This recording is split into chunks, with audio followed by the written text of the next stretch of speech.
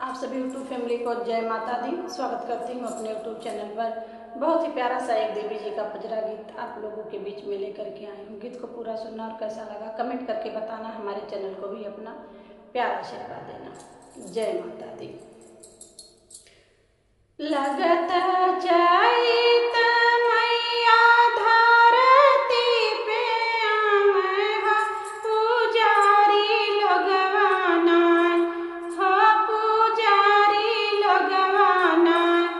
माई के कारण दर्शनवा हो पुजारी लोगवाना, माई के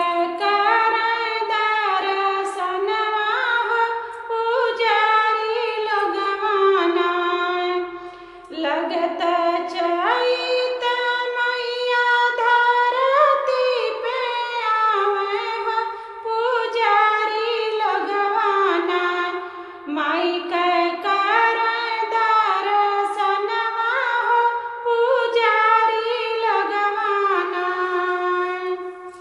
एक तो